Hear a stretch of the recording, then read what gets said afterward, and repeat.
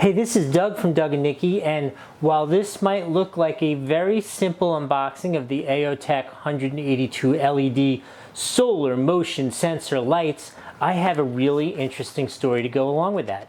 So Nikki and I just moved to Florida, and I use these actual lights in the moving process because we used pods to load up our stuff and bring it down, and this is a great example of how you can use these.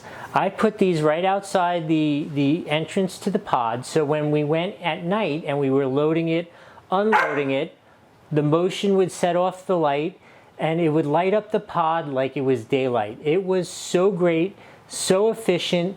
I've used these also on the RV, like for our outdoor kitchen. When I go out to cook some hamburgers or whatever, I walk over there, boom, the light goes on, and it is great.